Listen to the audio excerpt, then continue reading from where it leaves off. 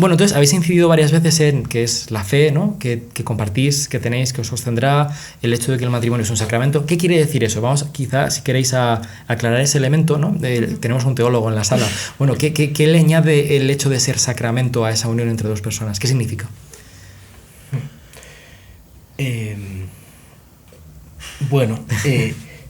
Fue muy discutido en la historia de la teología el que el matrimonio entre cristianos fuera considerado sacramento. ¿Por qué? Porque ya existía el matrimonio monógamo fuera del cristianismo. Por ejemplo, en el judaísmo, primero lo leemos en la Biblia, había poligamia, pero la evolución a la que fue la historia de la salvación era la monogamia. Y de hecho, al final, incluso la fidelidad de Dios con su pueblo se asemeja a la de pues un marido bueno con su mujer, o incluso aunque el mejor marido dejara a su mujer, Dios pues no dejaría a Israel, ¿no? Bueno, pero ¿qué es lo que la mente cristiana piensa viendo el matrimonio de los fieles? Es que si el matrimonio consiste en el amor y la fidelidad y el cuidado, y Dios ha sido fiel a nosotros en Cristo, esto ha de tocar algo tan fundamental para la vida como es el matrimonio y la familia. Entonces el matrimonio dice, los cristianos dicen, el matrimonio ha de ser para siempre, todos los días de la vida, que dice el ritual, porque Dios en Cristo fue fiel hasta el final.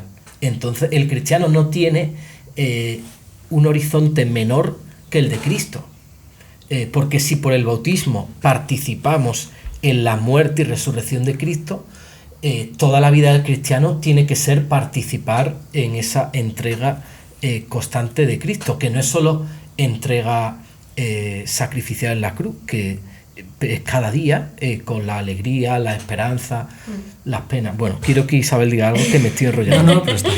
No, yo claro, cuando dice un sacramento, no sé, parece como si fuera de repente mágico o algo así. Sí.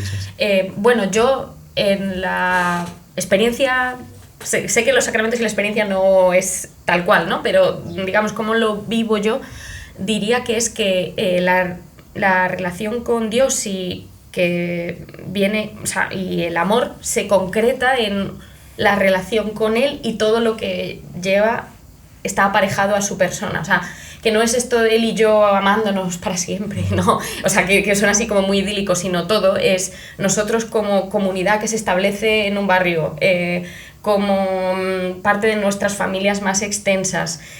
Todo eso es como yo vivo la relación con Dios. Es, por ejemplo, cosas, o sea, el rezar juntos. Ya mi oración no es sola, es con Él. Mi cuerpo lo comparto con Él, o sea, la comida, el vestido, todo. Entonces es una forma muy concreta de amar a Dios y en parte dejarme amar por Dios, porque una palabra de aliento que necesito muchas veces viene de Él o de la vida que hemos establecido, no por centrarlo en Él como si fuera Él Dios, porque no, Él no es Dios, pero es una vía principal en la que yo me relaciono con Dios y Dios se relaciona conmigo. Dios en tanto que amor, eso.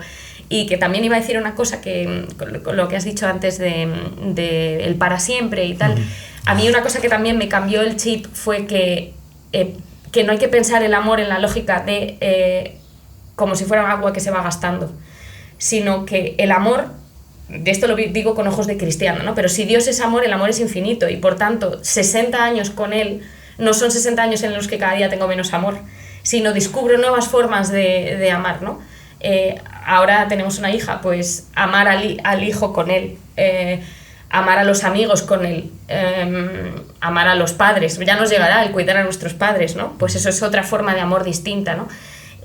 Bueno, a mí eso me ayudó mucho, porque entonces digo, ostras, he cambiado las gafas, ya no lo vivo como se me va a acabar, ay madre mía, sino al revés, vamos a ver cómo se transforma esta vez, ¿no? Eso me lleva a una pregunta que os quería hacer, que es sobre la espiritualidad propia del matrimonio. Ya lo os he explicado más o menos, ¿no? Pero me gustaría incidir, más por curiosidad quizá, de qué manera ha cambiado vuestra relación con Dios, vuestra forma de vivir esa espiritualidad, ¿no? Que mencionabas, el estar casados. ¿Qué cambio ha habido? Pienso mucho sobre todo en un pasaje muy citado de San Pablo, de hecho lo voy a leer, sí. ¿Me permites? ¿Sabéis al que me refiero, no? Los Corintios, sí, cuando habla de lo de amar con un corazón dividido y no sé qué, que se habla muchas veces como la forma propia de, no sé si forma propia de espiritualidad del casado, pero como que es algo que ha tenido mucha influencia, ¿no? En la tradición cristiana. ¿Vas a polemizar con San Pablo? Voy a lanzaros a San Pablo para que polemicéis con él y me digáis qué pensáis. Bueno, no lo sé, el pasaje tampoco es que sea tampoco... Vamos a ver aquí. Dice lo siguiente, ¿vale? Estos son unas breves líneas, pero está hablando... Dice, me gustaría veros libres de preocupaciones. El soltero se preocupa de las cosas del Señor, de cómo agradarle. El casado se preocupa de las cosas del mundo y de cómo agradar a su mujer, lo que le obliga a estar dividido. La mujer soltera, lo mismo que la doncella, se preocupa de las cosas del Señor, de ser santa de cuerpo y de espíritu, mas la casada se preocupa de las cosas del mundo y de cómo agradar a su marido. Esto lo dice San Pablo como consejo por el cual parece que viene a decir que es mejor no casarse que casarse, ¿no? En un contexto muy distinto, donde evidentemente hay una esperanza escatológica del regreso de Jesucristo muy pronto, etcétera. Pero bueno, aún así, no ha dejado de ser un texto fundamental quizá para entender esa espiritualidad que mencionaba, ¿no? ¿Cómo lo veis? ¿Qué pensáis? Yo no voy a entrar a discutir la exégesis, porque, o sea, el cristiano creo que nunca debe leer la Biblia como intentando sacarle... A veces se puede hacer, un versículo te da mucho jugo y mucho juego, y otros que necesitas leerlo en el contexto de ese texto paulino y en el contexto del Nuevo Testamento, etc.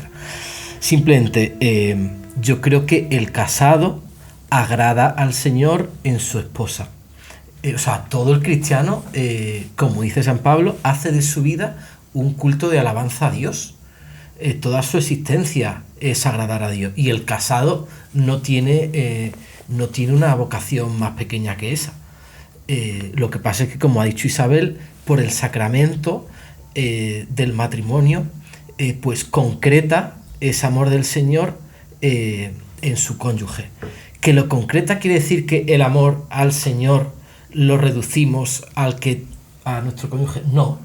De hecho, que yo esté casado con Isabel es la posibilidad para poder amar mejor otras realidades. O sea, ella me abre un mundo que yo no tenía. O sea, es un más, no es... Evidentemente, por nuestras energías limitadas como seres humanos, pues hay cosas que hace un soltero que en la mayoría de los casos una persona casada no hace, y ya si vienen hijos más todavía, ¿no? Relacionados con el ocio, incluso sí, con su manera de repartir el tiempo. No, y la oración es, obviamente pues se resiente en cuanto a los tiempos. O sea, no rezamos lo que reza un monje, para nada, claro que sí. Entonces es verdad que hay cosas a las que tienes que renunciar, pero porque no podemos ser todo en la vida. Monje, sacerdote, monja, casado, laico, consagrado, o sea, no, hay que elegir una forma de vida, ¿no? Pero es eso, cada forma de vida se puede dar gloria a Dios, ¿no? A mí en positivo, en vez de recurrir a esa frase que parece que lo dice en negativo, pienso más en el Génesis, ¿no? Que es, Adán desea una compañera, yo deseo un compañero con el que construir. O sea, es como si Dios nos hiciera parte de su plan.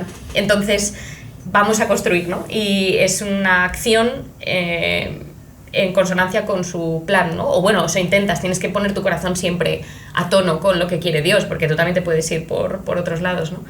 Entonces sí, lo pienso un poco en esa clave. Entonces es una forma distinta de estar en consonancia con Dios. En lo personal te diría que pues antes de estar casada pues tenía más tiempo para rezar o para hacer otras cosas, no sé, voluntariados o cosas, ¿no? Sí.